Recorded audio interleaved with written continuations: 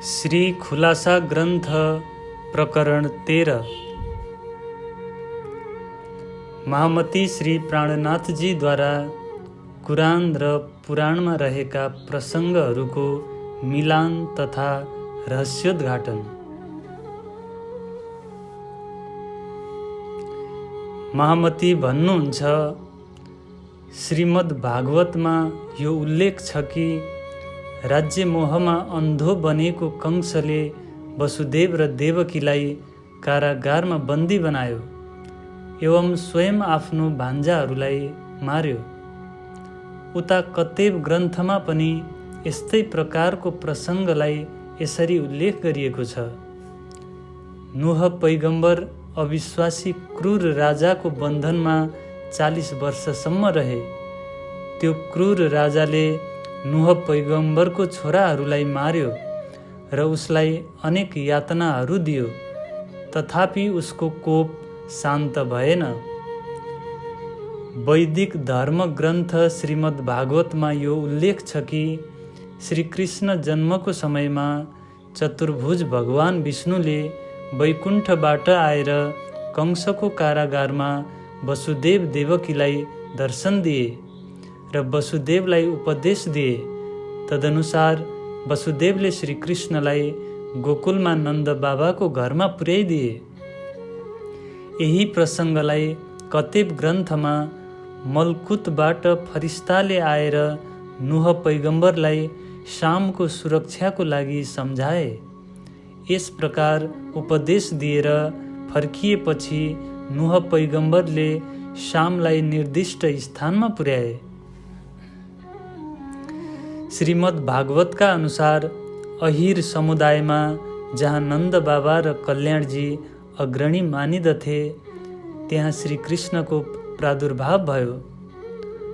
ब्रजवधुहरूले ब्रजलीलामा उनीबाट आनन्द प्राप्त गरे, तर अन्य व्यक्तिहरूलाई श्रीकृष्णको स्वरूपको पहिचान भएन।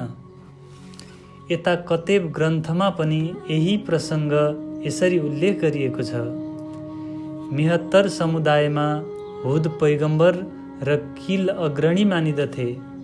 प्रलयको समयमा टापुमा आएका आफ्ना व्यक्तिहरूलाई जिब्रिल फरिस्ताको सहायताले रसुलले आत्मिक आहार प्रदान गरे।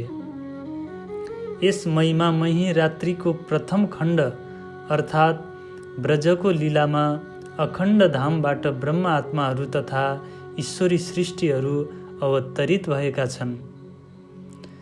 श्रीमद् भागवतका अनुसार ब्रजमण्डलमा 7 रात र 8 दिनसम्म आँधीको साथमा ठुलो वर्षा भयो। त्यसलाई सुकदेव मुनिले इन्द्रकोप भनेका छन्। त्यस समयमा मृत्युलोकमा प्रलय गर्नका लागि इन्द्रले आगो, पानी र हावालाई पठाएका थिए।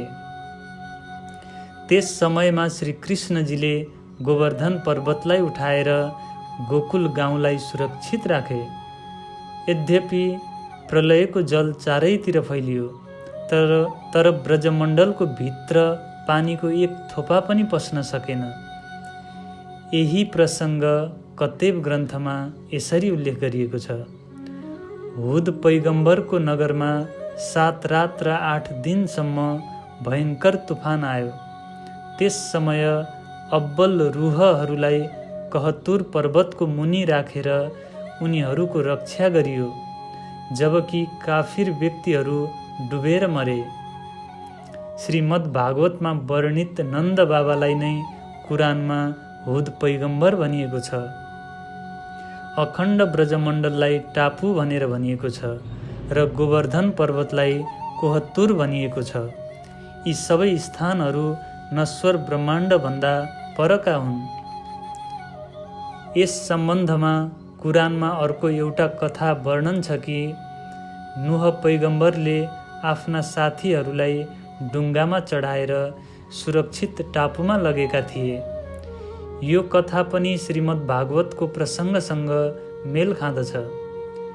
योगमायाको डुङ्गामा सखीहरूलाई बसाएर श्रीकृष्णले उनीहरूलाई आफू भएको ठाउँ वृन्दावनमा बोलाउनुभयो।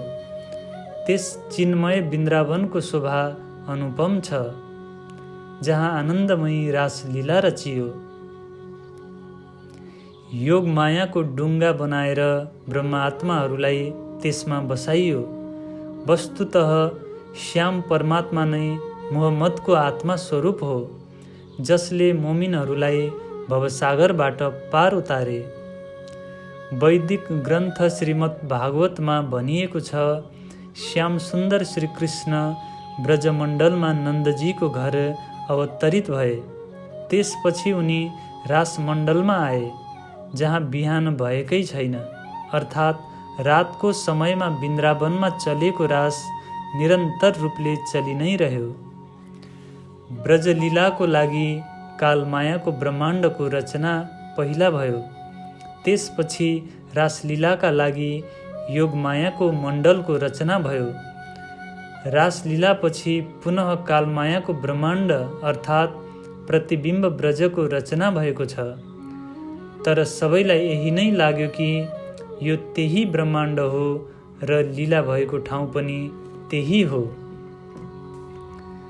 कतेब ग्रन्थमा लैलतुल कद्रको प्रथम खण्डमा हुद पैगम्बरको घरको उल्लेख छ। दोस्रो खण्डमा नुह पैगम्बरको डुङ्गामा बसेर बगैँचामा पुग्ने उल्लेख छ। यसै प्रकारले तेस्रो खण्डमा प्रभातको लीलाको उल्लेख छ। तर सबै व्यक्तिहरूलाई यही नै लाग्यो कि प्रथम खण्ड नै निरन्तर चलिरहेको छ। नुह पैगम्बरद्वारा बनाइएको डुङ्गामा आफ्ना अङ्ग रूपा आत्माहरूलाई बसाएर नुह नबीको छोरा शामले त्यो डुङ्गालाई पार उतारे। कुरानका अनुसार नुह पैगम्बरको नगरमा आएको हावाहुरीमा अविश्वासी व्यक्ति डुबे र मोमिनहरू डुङ्गामा चढेर पारी पुगे। त्यसपछि पुनः नयाँ सृष्टि गरियो। वैदिक ग्रन्थ श्रीमद् भागवतका अनुसार श्रीकृष्णजी पहिला ब्रजमण्डलमा अवतरित हुनुभयो। रातिको समयमा भएको रासलीलासम्म उहाँ वृन्दावनमा रहनुभयो। त्यसपछि भोलिपल्ट बिहानदेखि तेस्रो जागनी लीलाको शुभारम्भ भयो। कुरानका अनुसार नुह तुफानको समयमा लैलतुल कद्रको 2 खण्ड व्यतीत भयो। तत्पश्चात तेस्रो खण्डमा प्रभातको खेल रचियो।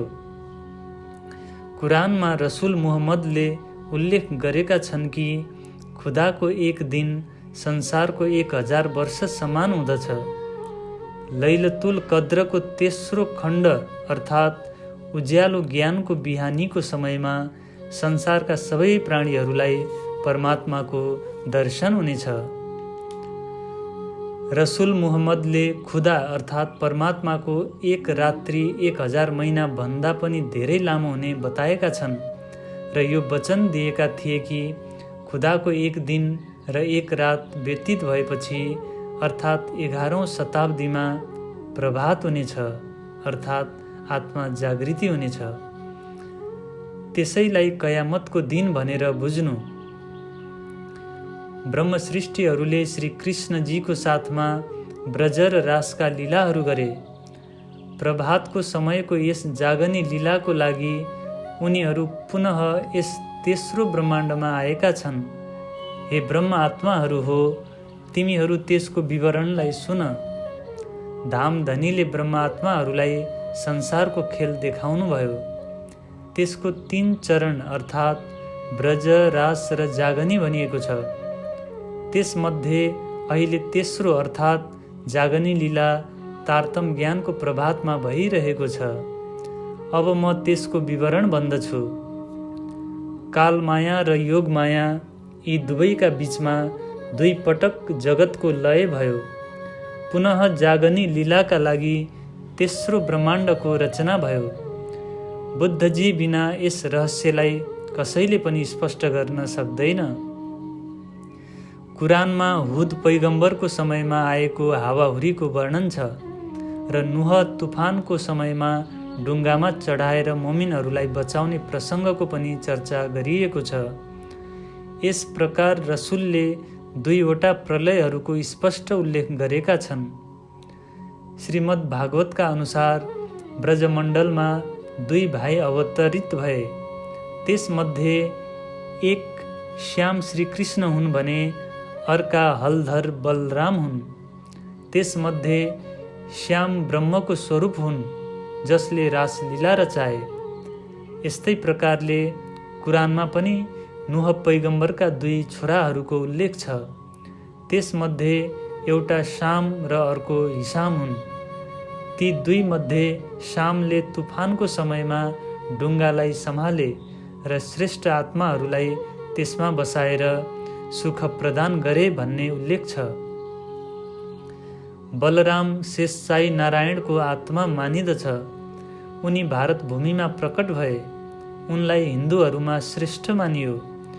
उनी नै वेदव्यासजीको रूपमा भागवत तथा गीताको ज्ञान लिएर आए। कुरानका अनुसार नुह पैगम्बरका छोरा हिसामलाई भारत भूमिको जनक भनिएको छ, जो नुह तुफानपछि भारतमा आएर बस्न लागे। रासलीलापछि श्याम श्रीकृष्ण रसुल मुहम्मदको रूपमा परमात्माको सन्देश लिएर अरब देशमा आए। उनले परमधामको वृत्तान्त भने र संसारका मान्छेहरूलाई सराह अर्थात् कर्मकाण्डको बन्धनमा बाँधिदिए। अब उनै श्रीकृष्ण बुद्धजीको रूपमा प्रकट भएका छन्। उनले हिन्दूहरूबाट वैदिक कर्मकाण्ड एवं मुसलमानहरूबाट कुरान निर्दिष्ट सराहलाई मेटाउने छन्। यो पनि भनिएको छ कि उनले आसुरी वृत्तिलाई हटाएर परब्रह्म परमात्माप्रति विश्वास दिलाउने छन्। कुरानमा इरान, अरब, इटली आदि देशहरूको पिताको रूपमा शामको उल्लेख छ। परमात्माको आदेश लिएर आएका कारणले उनलाई नै रसुल मुहम्मद पनि भनिएको छ। विभिन्न शास्त्रहरूमा यो भनिएको छ कि श्रीकृष्णजी बुद्धजीको रूपमा प्रकट भएर वेद तथा कतेब ग्रन्थहरूको बाह्य अर्थलाई मान्ने परम्परालाई हटाउने छन् तथा ब्रह्मसृष्टिहरूको हृदयमा बसेर ती शास्त्रहरूका गूढ रहस्यलाई स्पष्ट गर्दै सबैलाई मुक्ति प्रदान गर्नेछन्। कुरानका अनुसार यो शोभा महदी मुहम्मदको हो। त्यहाँ उनको प्रशंसा गरिएको छ। यो पनि भनिएको छ कि महदी मुहम्मद अन्तिम समयमा आएर आफ्नो समुदायमा धर्मग्रन्थहरूको गूढ रहस्यलाई स्पष्ट गर्नेछन्। शास्त्रहरूमा सबै अवतारहरूलाई भगवान विष्णुको मानिएको छ, तर भगवान विष्णु पनि श्रीकृष्णजीको प्रशंसा गर्दछन्। वेदहरूमा गरिएको उल्लेख अनुसार उनै श्रीकृष्ण नै बुद्धजीको रूपमा प्रकट भएका हुन्। कतेब ग्रन्थहरूमा अनेक प्रकारले पैगम्बरहरूको प्रशंसा गरिएको छ। वस्तुतः त्यो सबै शोभा मुहम्मदको हो। उनी मुहम्मद श्रीकृष्णजीकै स्वरूप भनिएको छ। यो जगतमा अनेक तीर्थङ्कर तथा अवतारहरूले परमात्माको खोज गरेका छन्, तर तिनीहरूको महत्तालाई कसरी स्वीकार गर्न सकिन्छ, किनभने उनीहरूले अखण्डको ढोका खोल्न सकेनन्।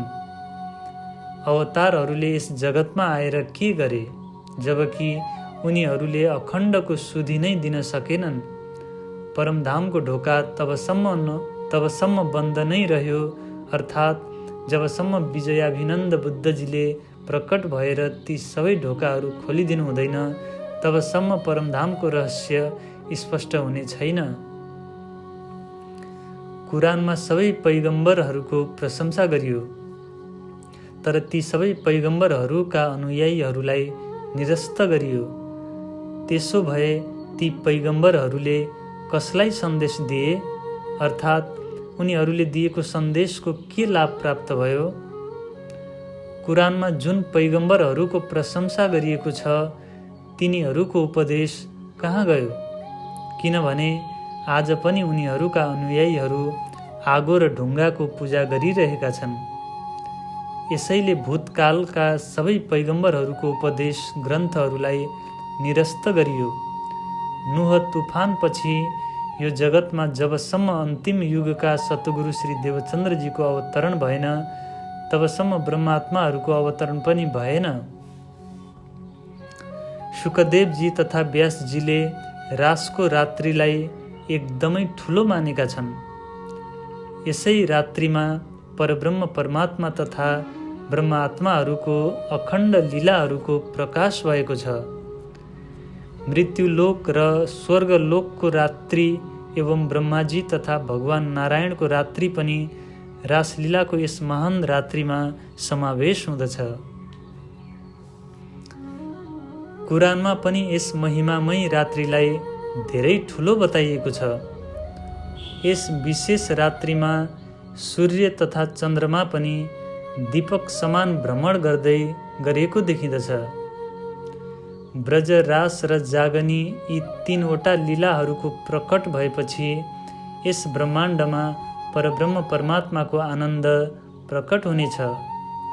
किनभने यी लीलामा परब्रह्म परमात्मा स्वयं प्रकट भएर संसारका सबै जीवहरूलाई अखण्ड मुक्ति प्रदान गर्नुहुनेछ एवं ब्रह्म सृष्टिहरूलाई आफ्नो चरण शरणमा लिनुहुनेछ। ब्रह्मात्माहरू यस महिमामयी रात्रिको तीनै खण्डहरूमा संसारमा आएका छन्।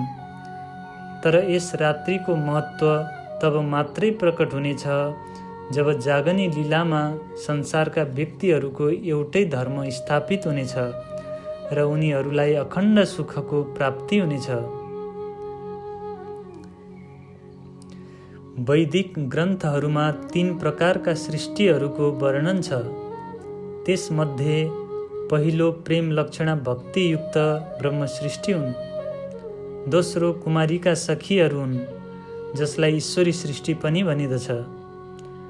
र तेस्रो जीव सृष्टि, सांसारिक जीवहरूलाई भनिएको छ। यस्तै प्रकारले कुरानमा पनि ब्रह्म सृष्टिलाई विशेष आत्मा, ईश्वरी सृष्टिलाई धर्ममा दृढ रहनेवाला र सर्वसाधारणलाई जीव सृष्टि भनेर भनिएको छ। ब्रह्म सृष्टि अक्षरातीत परमधामबाट, ईश्वरी सृष्टि अक्षरधामबाट तथा जीव सृष्टि वैकुण्ठ धामबाट यो नश्वर खेलमा आएका छन्। यसै प्रकारले कुरानमा विशिष्ट आत्माहरूको समूहलाई लाहुति, ईश्वरी सृष्टिहरूलाई जबरुती र सर्वसाधारण जीवलाई शून्य निराकारबाट आएको मानिएको छ। यी सबै वैकुण्ठका जीवहरू परमात्माद्वारा भइजाओस् भन्नाले उत्पन्न भएका हुन्। शास्त्रहरूमा यस प्रकारको उल्लेख छ कि कलियुगमा बुद्ध निष्कलङ्क प्रकट हुनेछन् र कलियुगको संहार गर्नेछन्। उनले सबैको आसुरी वृत्तिलाई मेटाएर उनीहरूलाई मुक्तिको सुख प्रदान गर्नेछन्। शास्त्र वचन अनुसार विजयाभिनन्द बुद्धजी निश्चित समयमा प्रकट हुनेछन्। त्यस समयमा ब्रह्मात्माहरू पनि प्रकट हुनेछन् र सबै जीवहरूलाई अखण्ड मुक्ति प्रदान गर्नेछन्। श्री देवचन्द्रजीको ज्ञानको प्रतापले सर्वत्र एकै सत्य धर्मको विस्तार हुनेछ। उहाँले तारतम ज्ञानद्वारा नास्तिक भावलाई मेटाएर सबैलाई एक परमात्मा प्रति विश्वास दिलाउनेछन्। ब्रह्म सृष्टिहरूको चरण रजको खोजमा ब्रह्मा, विष्णु र महेश पनि थाके। शास्त्रहरूमा उल्लेख छ कि त्रिदेवहरूले ब्रह्म सृष्टिहरूको चरण रज प्राप्तिका लागि अनेक प्रकारले तपस्या पनि गरेका थिए। कुरानमा ब्रह्म आत्माहरूको प्रशंसा यस प्रकारले गरिएको छ कि परमधामका आत्माहरू यस संसारमा आएर 14 लोकहरूलाई पवित्र गर्नेछन् तथा सबै जीवहरूलाई मुक्ति स्थलको सुख दिलाउनेछन्। यस प्रकारले कुरानमा ब्रह्मात्माहरूको प्रकट हुने वर्ष, महिना र दिनहरूको निश्चित समय पनि लेखियो तथा विभिन्न प्रकारका सङ्केतहरू पनि दिइयो। यी सबै महिमा उनै ब्रह्म सृष्टिहरूको हो जो वर्तमान समयमा लीला गर्दैछन्। कुरानमा पनि कयामतको समयको लागि वर्ष, महिना र दिनहरूको निश्चित उल्लेख गरिएको छ। यो पनि तिनै ब्रह्म आत्माहरूको महिमा हो जो कयामतको समयमा प्रकट भएका छन्। शास्त्रहरूको कथन छ कि विजयाभिनन्द बुद्धजी निष्कलङ्कको रूपमा अवतरित हुनेछन् र संसारका सबै जीवहरूलाई अखण्ड मुक्ति दिलाएर ब्रह्मा विष्णु र महेशलाई पनि पार पुर्याउनेछन्। यसै प्रकारले कुरानमा पनि भनिएको छ कि अन्तिम समयको अधिपतिको रूपमा अन्तिम धर्मगुरु एवं मुहम्मद महदी न्यायाधीशको रूपमा प्रकट हुनेछन्। उनले आफ्नो वचन अनुसार सबै जीवहरूको हिसाब गरेर उनीहरूलाई अखण्ड मुक्ति स्थलको सुख प्रदान गर्नेछन्।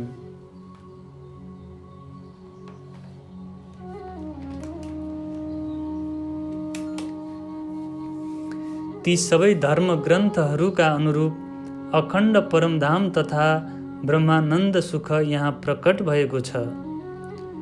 विजयाभिनन्द बुद्धजी पनि प्रकट हुनुभएको छ र उहाँले संसारका जीवहरूको कर्म बन्धनलाई मेटाइदिनु भएको छ। अब संसारमा अखण्ड मुक्ति स्थल तथा नर्क यी दुवैको अस्तित्व स्पष्ट हुनेछ। सम्पूर्ण विश्वका स्वामी परब्रह्म परमात्मा प्रकट हुनु भइसकेको छ। अब उहाँ न्यायाधीश बनेर सबैको न्याय गर्नुहुनेछ। यस्ता अनेकौं ब्रह्माण्ड पहिला पनि उत्पन्न भएका थिए र भविष्यमा पनि हुनेछन्, तर यो ब्रह्मलीला पहिला कहिल्यै प्रकट भएको थिएन। यस ब्रह्माण्डमा ब्रह्म सृष्टिहरूले बडो आनन्द विलास गरेका छन्।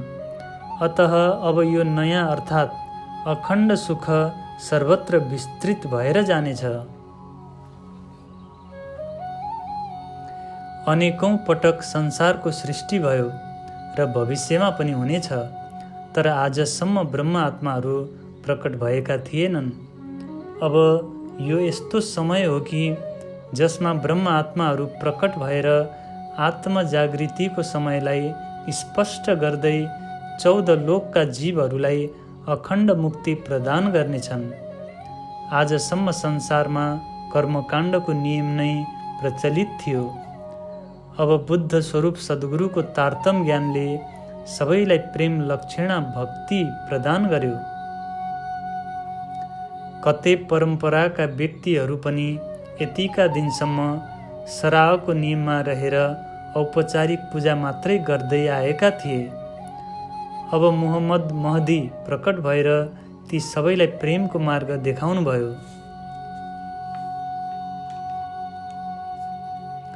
बुद्ध निष्कलङ्क अवतार तथा ब्रह्म सृष्टिहरूको पहिचानको लागि वेदहरूमा पनि प्रार्थना गरिएको छ, तर आजसम्म उनीहरूलाई न कसैले आँखाले देखेका थिए न कानले नै सुनेका थिए। कुरानमा मुहम्मद रूह अल्लाह र मोमिनको पहिचानको कुरा स्पष्ट भनिएको छ र यो पनि भनिएको छ कि सर्वत्र यिनीहरूकै शासन चल्नेछ। वेदले बाल, किशोर र वृद्ध अवस्था यस प्रकारले ब्रह्मको अवतरणको 3 स्वरूपको कुरा गरेको छ। ब्रज, रास र जागनीको प्रभातका यी लीलाहरूको रहस्य बुद्धजी अर्थात् सद्गुरुले नै प्रकट भएर स्पष्ट गर्नुभएको हो।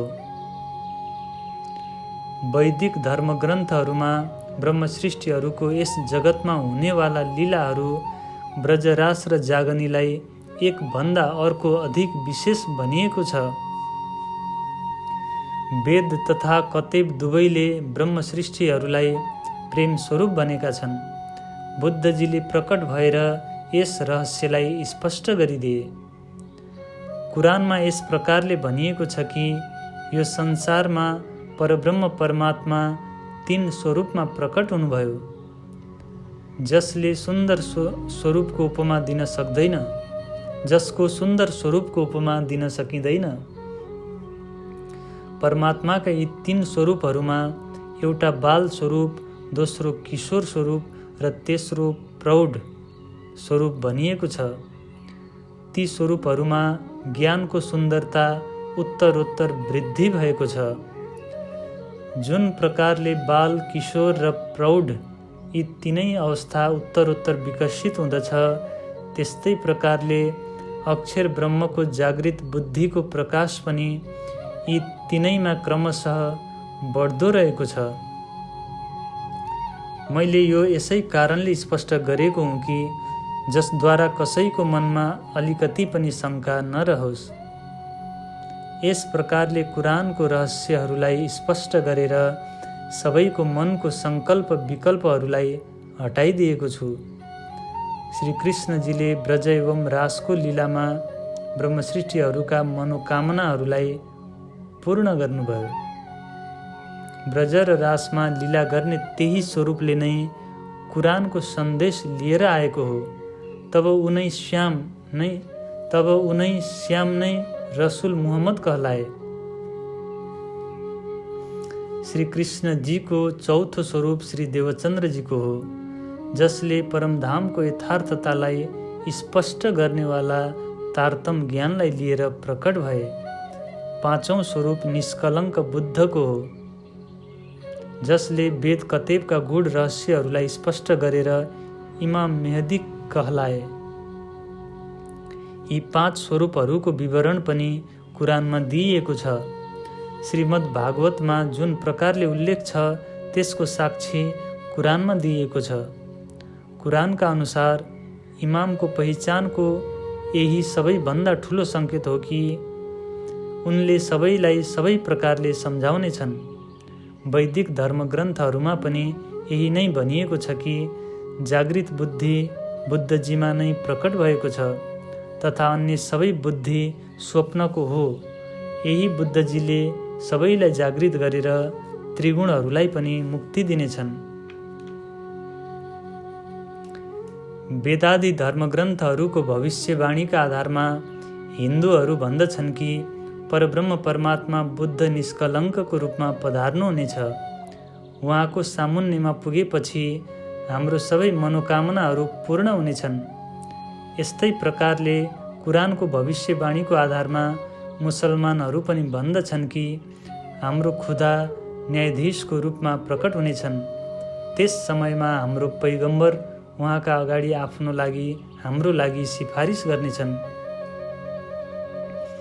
इसाईहरू पनि आफ्नो धर्मग्रन्थ बाइबलको आधारमा भन्दछन् कि ईसाको कथन अनुसार परमात्मा पुनः प्रकट हुनुहुनेछ। मुक्ति स्थलहरूको ढोकाको चाबी उहाँको हातमा हुनेछ। उहाँले आफ्ना अनुयायीहरूलाई बहिष्ठको ढोका खोलिदिनुहुनेछ।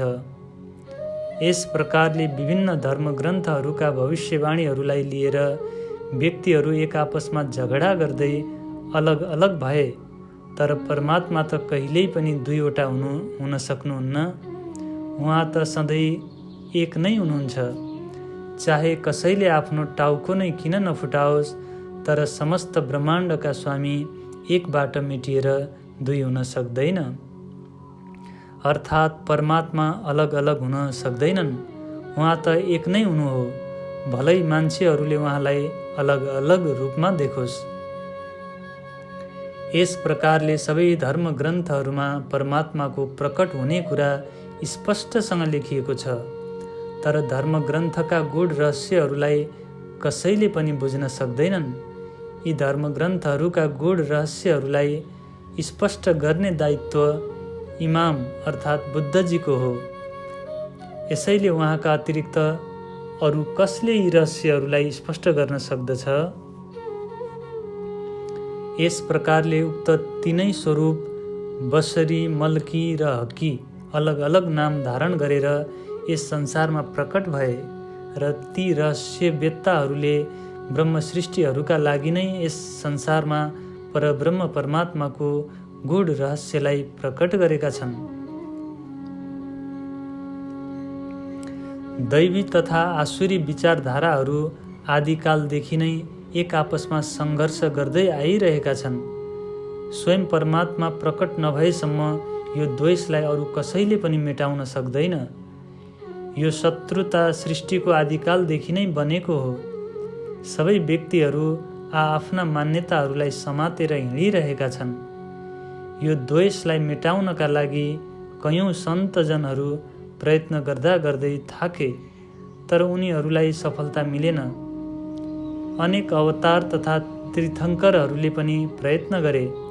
यसै प्रकारले फरिस्ता तथा पैगम्बरहरूले पनि प्रयत्न गर्दै रहे, तथापि त्यो द्वेष भाव आजसम्म पनि मेटिन सकेन। स्वयं परमात्मा यस संसारमा 3वटा कार्य गर्नका लागि प्रकट हुनुभएको छ। उहाँले संसारको सबै झगडाहरूलाई मेटाउनुहुनेछ, चाहे त्यो व्यवहारिक झगडा होस् वा धर्मको। दैवी तथा आसुरी वृत्तिहरूको सङ्घर्ष, पैगम्बरहरूका छोराहरूको सङ्घर्ष तथा वेद एवं कतेबको कर्मकाण्डको सङ्घर्ष मेटाउनका लागि धामधनी परमात्मा बुद्धजीको रूपमा यो संसारमा प्रकट हुनुभएको छ। श्री देवचन्द्रजीको 2 छोराहरू मानिएको छ। त्यसमध्ये एक नस्ली अर्थात् बिहारीजी र अर्का नजरी अर्थात् श्री मेहराज ठाकुर। यी दुवैमा धार्मिक सिद्धान्तलाई लिएर मतभेद उत्पन्न भयो। दैवी वृत्ति भएकाहरूलाई मार्गनिर्देश गर्नका लागि वेदको अवतरण भयो। यस्तै प्रकारले आसुरी वृत्ति भएकाहरूलाई सत्मार्गमा ल्याउनका लागि कुरानको उपदेश भयो।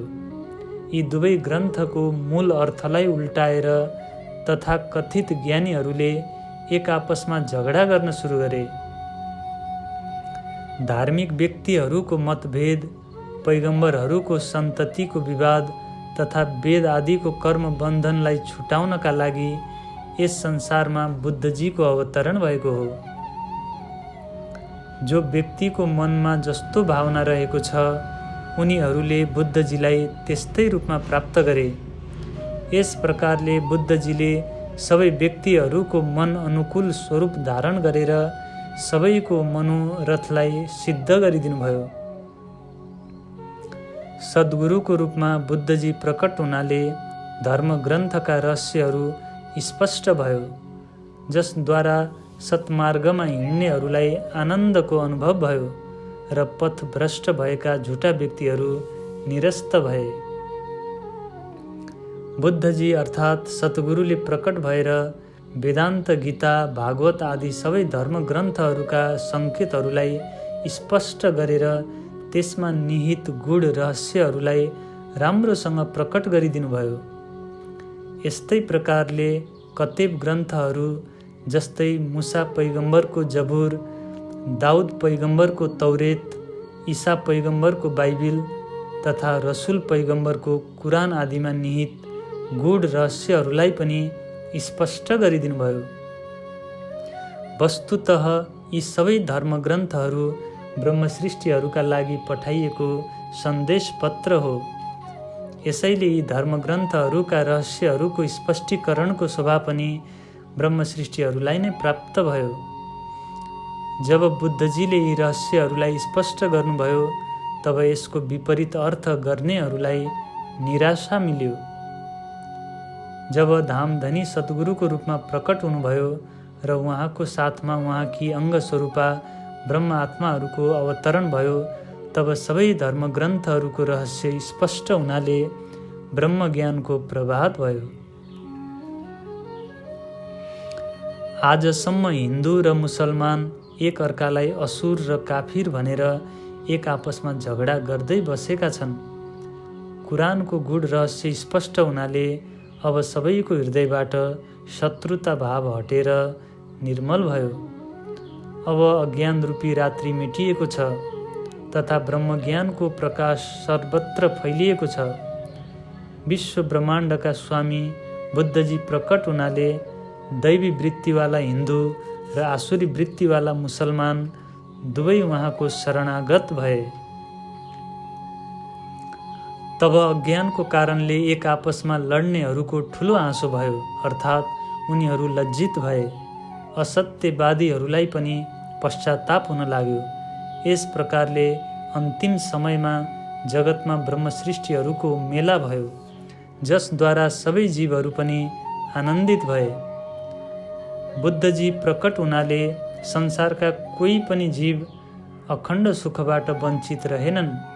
सबैको मनोकामना पूर्ण भयो। अब अज्ञानको अन्धकार लेश मात्र पनि रहेन तथा 14 लोकहरूमा ज्ञानको प्रकाश फैलियो।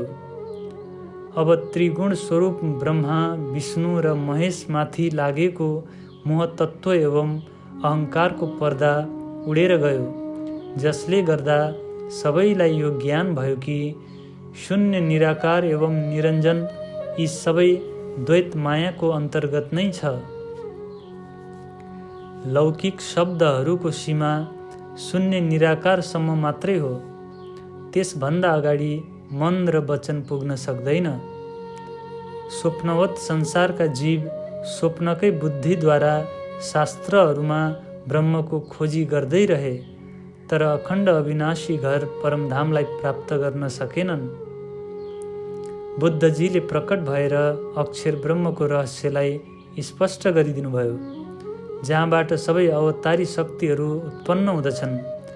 वस्तुतः जिब्रिल फरिस्ताको मूल स्थान पनि अक्षरधाम नै हो, जो सदा सर्वदा अक्षर ब्रह्मको निकट रहँदछ। यस्तै प्रकारले अक्षरातीत परमधामको रहस्य पनि स्पष्ट गरियो, जसलाई कुरानमा नूर तजल्ला अथवा अर्से अजिम भनिएको छ। त्यहाँ ब्रह्म सृष्टिहरू र श्यामाजीको परब्रह्मसँग अद्वैत सम्बन्ध छ।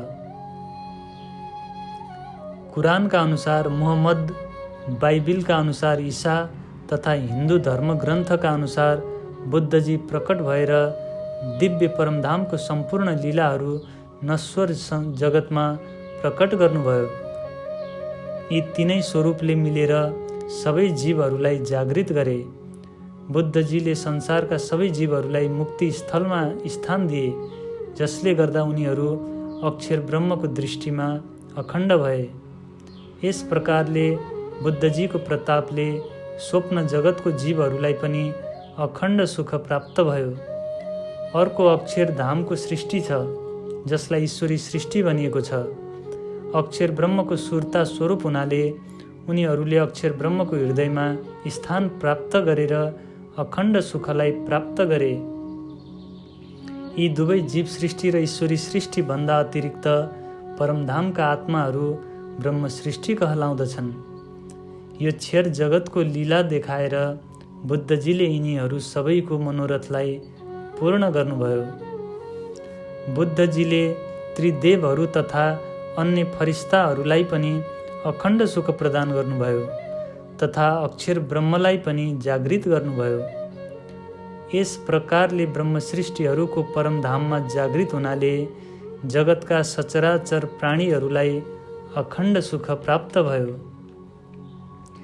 धामधनी यति धेरै कृपालु हुनुहुन्छ कि उहाँले कसैको पनि कर्तव्य तथा कर्म बन्धनहरूलाई बाँकी रहन दिनु भएन। यस प्रकारले बुद्धजीले तिनै लोकका जीवहरूको जन्म मृत्युको आवागमन चक्रलाई मेटाइदिनुभयो।